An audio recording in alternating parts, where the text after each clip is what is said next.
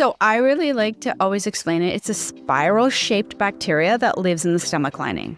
It's very unique because it survives in acidic environment, like very acidic environments where most organisms, they can't. Pylori, it's just a hand in hand. But I mean, I don't want it and I don't love it, and I know potential risks associated with it, but it is really fascinating. It is a 2 thumbs down because, again, we look at a lot of GI maps. I would say in the last 6 months alone, we've probably looked at close to 50 GI maps. And a common thread on so many of them for our acne sufferers is H. pylori. It's like it's got a go-go gadget and it's just like, and it shoots out its special stuff. And then the stomach acid just kind of goes, I kind of think of it as like a bubble, right? And if this happens, it's going to block iron and B12 absorption. So we're supposed to have mucus in our stomach lining, and that just dissipates. And then all of a sudden we go, ow, ow, ow, acid reflux, indigestion, GERD, whatever. This is Keep It Clear, real conversations about skin, acne, and women's health without the overwhelm. Because you deserve answers that actually make sense. Today's episode starts now. What lives in the stomach lining of over 50% of the population, and they don't even know it? Oh, that's H. pylori. Easy, I know. That's an easy one. As soon as she said 50% live, I'm like, hello. Yeah, H. pylori. Now, I can't believe we haven't done an episode on this yet. It's actually one of the most popular blogs that I have. Anytime I talk about it, people love it. And a lot, like I said, a lot of people don't even know they have it. It is a major issue, everybody. Yeah, we say boo. It's a 2 thumbs down boo. It is a 2 thumbs down because, again, we look at a lot of GI maps. I would say in the last 6 months alone, we've probably looked at close to 50 GI maps. And a common thread on so many of them for our acne sufferers is H. pylori. Yeah, we're not saying you have it. We just look at trends because we've had a magnitude of files over the last 6-7 years. We're like, oh my gosh. Like we want, if any scientist out there wants to run some things, like we have ideas. Yeah, we got lots of ideas for studies we can do because that's exactly what Cris said is like we have looked at thousands and thousands and thousands of client files. So in our clinical experience, we have seen a lot of trends occur. And H. pylori is one of those trends. So let's talk about what H. pylori is, how we pick it up, the damage that it does, and the things that we need to really start considering here. So, number one. That's a lot of sexy. But this is a full episode. We're going to try to keep it to 30 minutes. We're going to do our best. We are. We're going to do our best. Okay. So, Cris, explain to everybody what H. pylori is and where it loves to hang out if they weren't listening at the top. So I really like to always explain it. It's a spiral-shaped bacteria that lives in the stomach lining. It's very unique because it survives in acidic environment, like very acidic environments where most organisms, they can't. It adapts. I have it because if you have an autoimmune, guaranteed, you probably have H. pylori. It's just a hand in hand. But I mean, I don't want it and I don't love it, and I know potential risks associated with it, but it is really fascinating. I mean, it adapts by producing enzymes that neutralize stomach acid locally. What? That's what it knows to do. Remember, I always say that these pathogens, these viruses, they're smart. They're supposed to morph. They're supposed to change. They go and create biofilms, right? They go and they morph. They change. They're all incognito. And they can burrow into protective mucus layer in that of the stomach.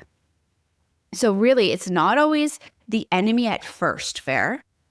So we all have like a little bit and it's, dormant. And that really helps our immune system to say, hey, don't forget me. And this is what I need you to be, right? So it can actually exist quietly for years. And it only becomes a problem when the internal change shifts, right? So if that terrain is going to go from what? Any kind of stressor, thought, toxin, trauma, perpetual eating of processed foods, alcohol, whatever it is, pharmaceuticals. I mean, these are known facts. This is never us just saying, oh, we don't like this. These are well publicized and documented facts. So don't worry about that. So that's what it is, right? I'm just going to say, because it can neutralize stomach acid around itself, really is what it does. So it can hide. It's like it's got a go-go gadget, and it's just like, and it shoots out its special stuff. And then the stomach acid just kind of goes, like, it's like, I kind of like think of it as like a bubble, right? And if this happens, it's going to block iron and B12 absorption.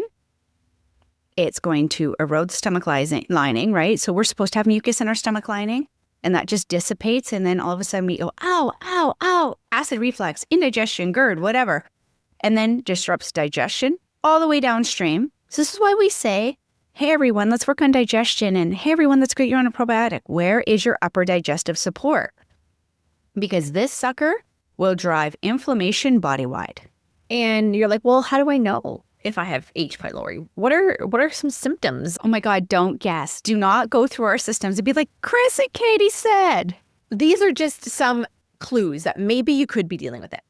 If you have early fullness and bloating after meals, classic burning, gnawing stomach pain. That's how I knew I had H. pylori.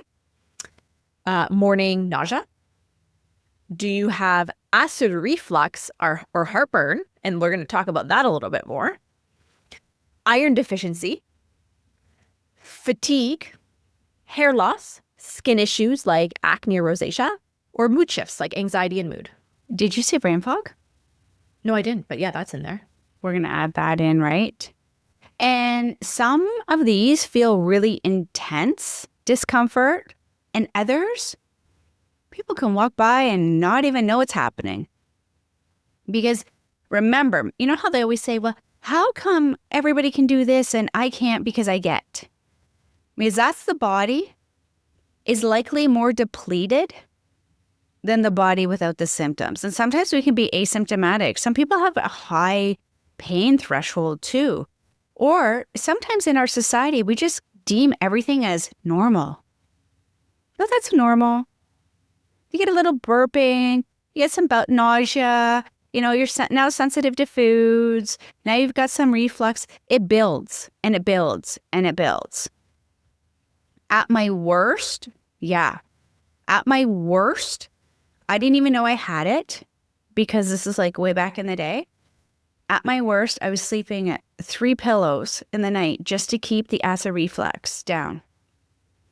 And it was full on GERD at this point. The way I eradicated it, listen, only work with a specialist, but it was severe. I had to go like more severe. Yeah, when I was dealing with my worst version of H. pylori, I started getting that gnawing, burning. And every time I ate, I had really severe pain. I remember at one point I was like bent over on the floor, like screaming in pain. It was so horrendous, that gnawing, burning pain. And even with those symptoms, when I went in, my family doctor had sent me for referral to a GI doctor. And I remember going in there, sitting across from this woman doctor, and her saying, "You're too young to have an ulcer or H. pylori, so I'm not going to scope you or give you a test for that." And I was like, what? In the what? Okay, back up. Yeah. Back up. You seriously, you are too young. Oh, and she didn't want to do the scope because it's too dangerous. Okay, fun fact. It's often acquired in childhood. Yep. I walked out of there like, you're a GI doctor? Okay, they're not trained. I get it. But, come on, everyone. Time to wake up, right? Because think about it. Childhood. What are the common pathways? Shared utensils, food, close contact in the households, contaminated water, food sources. Please don't share your drink. That just disgusts me. Children have no boundaries, though. Like if you don't have kids, let us just fill you in quick. I have little ones, so I'm like in it. They have no boundaries. They like will lick each other's tongues. I swear to God, like they have. I've literally watched my 4-year-old be like, "Can I lick Suri's tongue?" I'm like, "Our dog, absolutely, you cannot." But they're sharing things at school. They're sharing drinks. Like the things that kids do would literally like curl your insides. Yeah. And they're like, well, it just builds up their immune system. Yeah. But it also becomes that contraction, right? And this isn't for fear mongering. This isn't anything like this. Listen, you can have H. pylori. It doesn't always mean it's going to be detrimental or it's going to be active. It can go dormant and then it becomes active, right? You may see more signs and symptoms when it's active and all of a sudden then they go away again, right? If you've had a history of an ulcer, please note you're going to probably have to repeat some H. pylori protocols because the body just needs a little bit of a love. So like really, again, if we have that lower stomach acid, right? Or even if we're rushed eating, overuse of antacids, right? Heartburn, what do we take? Calcium. Antacids, that's what they are, calcium-based. Because it coats and it neutralizes. Well, calcium neutralizes stomach acid. Now we have low stomach acid. We're into hypochlorhydria. And guess what? H. pylori can live in high acidity and low acidity, so we're foobarred either way. Except now we don't have protein digestion. Oh, then how do you have liver function? How are you calm? Protein is so essential, right? And if we have poor digestion habits, that's another thing too, right? So just at the end of the day, exposure is very common. Just like a virus when we get sick, right? Really, the expression depends on the body's environment. That's what we want to say. And this is why we're nutritionists, because we want to help everyone change that terrain, change the environment, look at the thoughts, the toxins, and the traumas that potentially interconnect the stress load on the body, which drives inflammation, which creates your signs and symptoms. And by that time, you're frustrated because your signs and symptoms keep exasperating.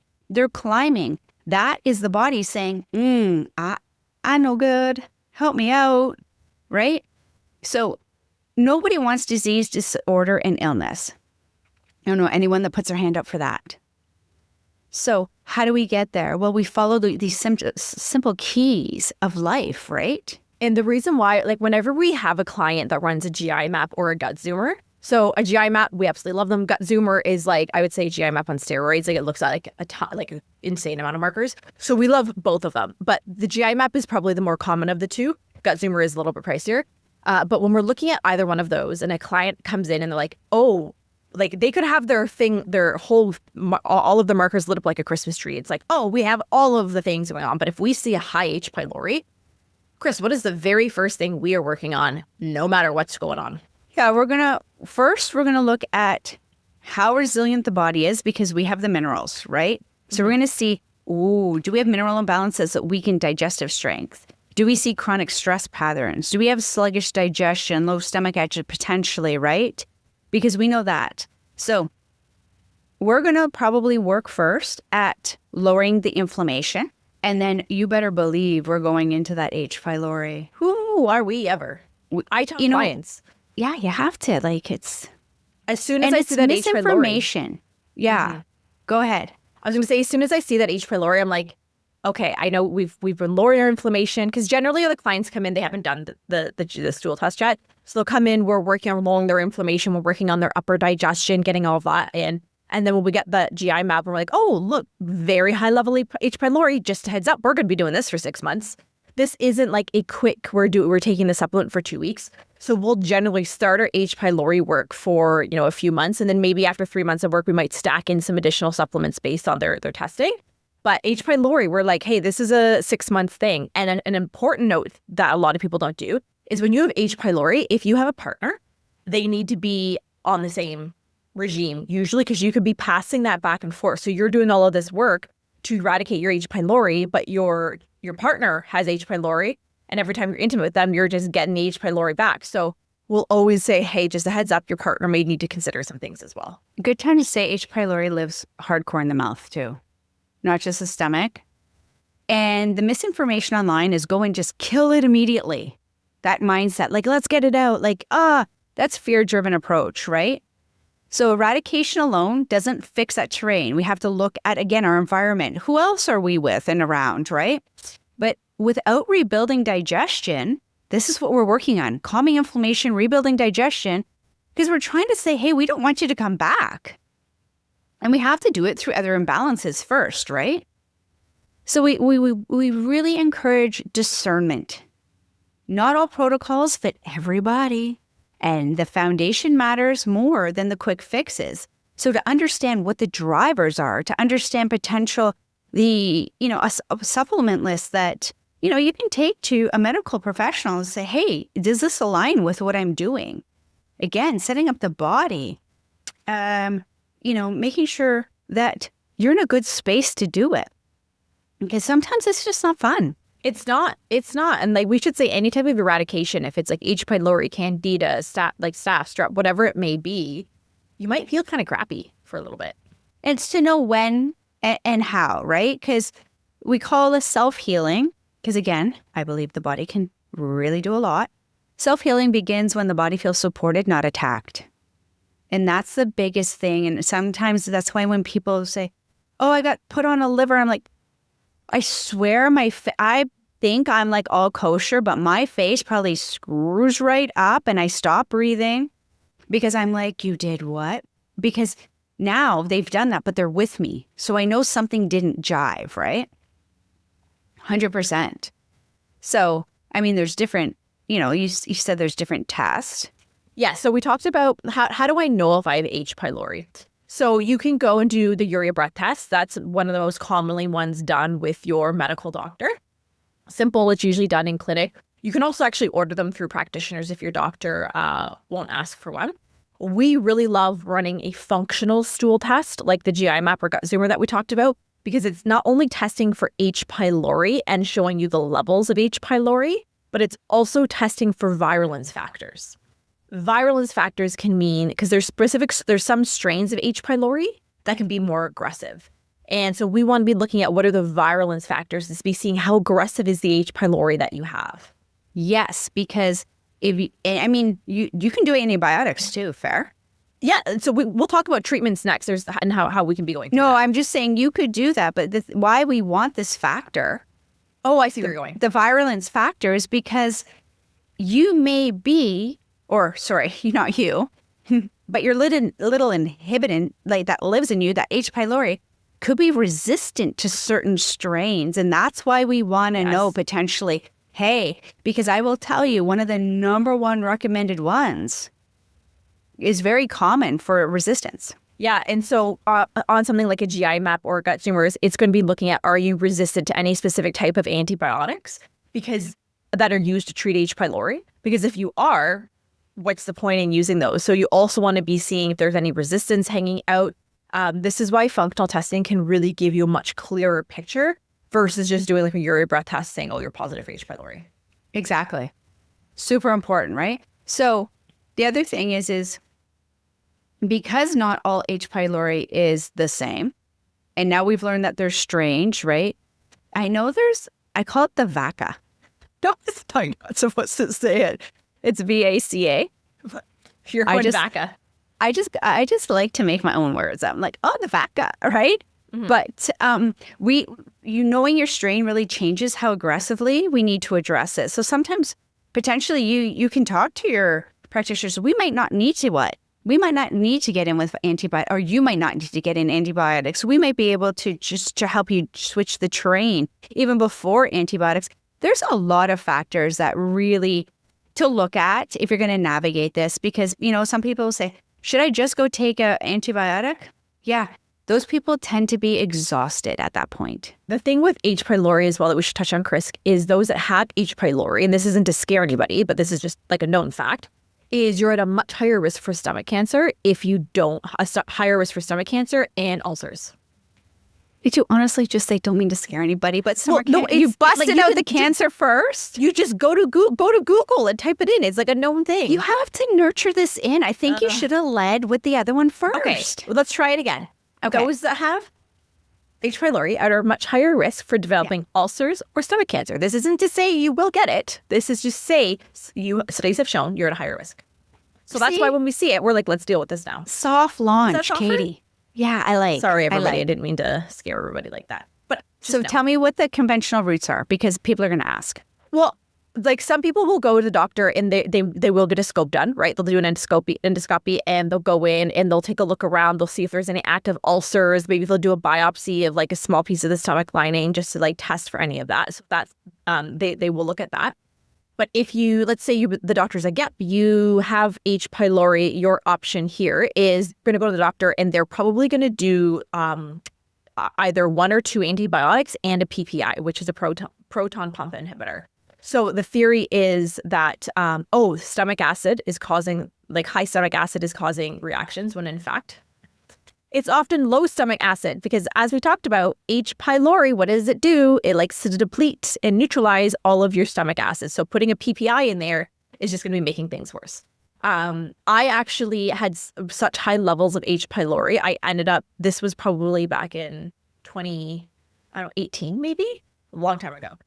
I did the antibiotics. I didn't do the PPI. I did the antibiotics and it didn't eradicate it. Didn't do anything. 21 days of it. 21 days. And then how did you feel after? Well, horrendous. Because okay, well, you're on it. 1 or 2 weeks, probably okay. But then that 3rd week, what happened with your lower intestinal bubbly? Oh yeah, those. If you've ever been on antibiotics, you know the bubbly that you get from those things. So it not only did they not work, but it impacted my gut microbiome further. So I went and took matters into my own hands and fixed it. Yeah. And I mean, this makes sense for aggressive strains, right? Yeah, if we're working with active ulcers, not to toot my own horn, but toot. Let's see. I know what story you want to tell. It's a good toot. I have 2 toot-toots. Well, we actually have a lot of toot-toots, but share yours because I know what you want to tell. Only because of this topic, right? The 2 toot-toots here are, 1, I have worked with ulcers. Yeah. And it is not quick. Not quick. So you need to have patience. Please and thank you. H. pylori is patience alone. Ulcers, double patience. Mm-hmm. And it's not my toot-toot, really. This person followed every single recommendation, had to refoster what they were doing. So they really get the gold star. However, there are 3 ulcers, not 1, 3, gone. Right? And then we have to go after the H. pylori. Is this the client who had H. pylori for 10 years? No, that's my other toot-toot. Sorry. Yeah. So there was a client who had H. pylori for 10 years. Never in her life was she able to get rid of it. 6 months H. pylori, full therapeutics in targeted. And don't get me wrong, like she had done the things, right? I didn't need to spend any time with lowering anything because she came as a pro. She was just like, I just want it to go away. I can't get rid of it. 6 months. Her very first negative test in a decade. Again, not on me, on her ability to follow the supplement regime, follow the lifestyle, follow the stacks, follow and commit to herself. So it can be done. So when people say, can it be done? Yes, 100%. And that person had it a decade. Yeah, that person probably had it since childhood. So let's not get deterred here with the amount of time, right? But they chose to go the natural support route. They chose that I said, hey, this is educational. Make sure you discern this information, take it to your medical practitioners. They're like, okay, this is never going to happen. And, when that client went back and showed her and had the negative test, the doctor should have been celebrating because it's had this doctor. And it was just like, oh, are you probably kidding just, me? oh. Right? And the other thing is once that work is done, so we've calmed the inflammation enough to get in, we've built some lifestyle factors, rebuilt some minerals. We've gone in and said, okay, you're good. Let's go. Let's try and eradicate. After that, then it's rebuilding. Whether you take the antibiotic and the PPIs or whatever, they're still rebuilding. Yeah, you got to rebuild your gut now. Yeah. So retesting, restoring stomach acid, reseeding the good bacteria, repairing the gut lining. Skipping this is why so many people feel briefly better and then whoosh, slide right back. And that the whole fact of this is what I see commonality amongst everybody is, I can eat anything now because I don't feel the pain. Look at me go. No, you really can't. No, you can't. You remember, you're rebuilding. Your body's still sensitive. So Yeah, it's like you just broke your arm, you healed, you got the cast off, but what do you got to do now? You got to do your physio exercises. Yeah, exactly. Which I don't have patience for, so I appreciate why other people don't have patience for this. I don't think anybody has patience anymore. I blame the society that we live in because everybody wants things done instantly. Yeah, do we know anyone? Are you trying to say I want things done instantly? I don't know. I was smiling. It's kind of funny. I'm glad you picked up the subtlety. Cris, I know. You want things done yesterday. But I think this is the one thing I really want people to understand is because I've seen this time and time again with clients when they come in and they are operating on warp speed. And you have to, it's like how they live their life, right? It's like, I'm always doing this, I'm jumping to that, and I have to scroll this, and then I'm going to go here and that. And they're approaching their health in the same way, and they're doing it on warp speed, and they're already thinking 5 steps ahead. They're like, well, no, I need to add in this test. I need to get another test. I need to add in more supplements. And then why isn't this working quick enough? Should we add more supplements in? And we're like, whoa, like, let's calm down. And they're like, well, we're only working with 3 supplements. I need to add more. And they're constantly needing to add, and do things. They never give themselves the time, the patience, and the consistency with what's in front of them. And that's why they stay stuck. This is probably one of the biggest things I've seen. And I have a few clients that are coming to like mind right away where I'm like, oh, yeah, that was definitely what they did. And they're always trying to add that next thing on. And I've had clients where I give them their protocol. And then like a few weeks goes by and they're like, oh, well, that supplement. I'm like, I didn't recommend that one. Where did that come from? They're like, oh, well, I actually added these 3 supplements in. I saw it on TikTok. You know what? Or I talked to my holistic friend, or it doesn't matter. Just keep whoever you're working with, please keep them in the loop. It's not about judgment. What you're not able to do is, one, know the knowledge between both practitioners. Do both practitioners have full case file? Not only that, it's why not get the practitioners working together, right? Like if that's what you want to do. But at the end of the day it's not about more, because you don't know, one supplement can actually be altering another supplement. And I've seen this many, many times. And I've caught it where I'm like, okay, listen, if you want to take that, these 2 have to come out. Right? And they're like, oh, that's great. If I add this, then these 2 come out and I'm only taking 1. Okay, this is working on this singular source, and this is working on the magnitude of the terrain.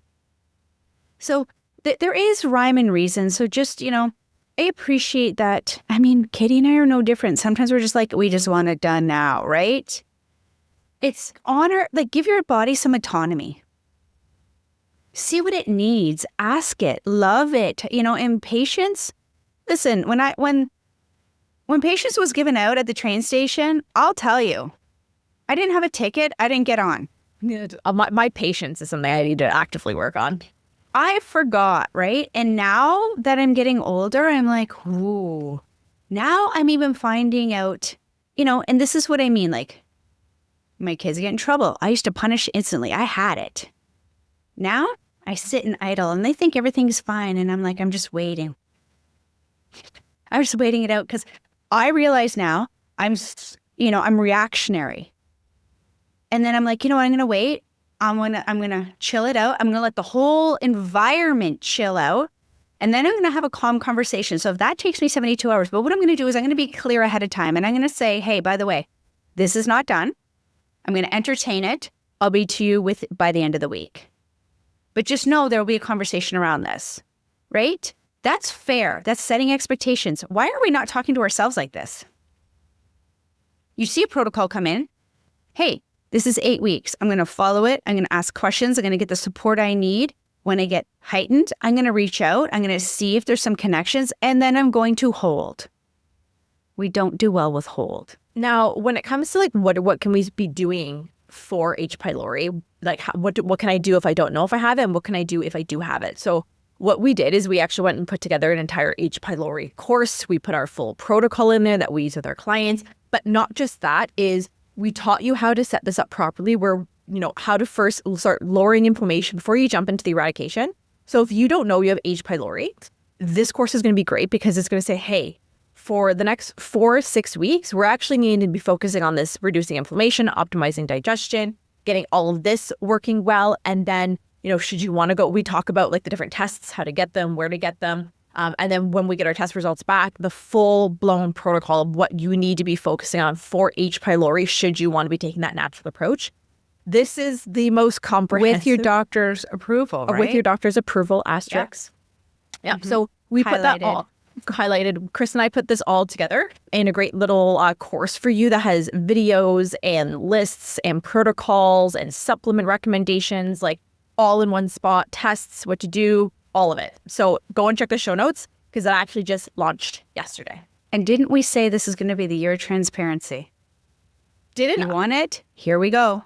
Here you go. You want it? Like, I truly want to make health as humanly accessible as possible. And because simple. I think, and simple, I don't want it to be gatekept. I want it to be simple. I want it to be accessible. I want it to be cost effective because for too long, people haven't been able to get the help they need because they can't afford it. True. All right, mic drop. That's it. That's all we got for you today, everybody. We will see you next week on another episode here of Keep It Clear, but go and check the show notes to check out our new H. pylori course.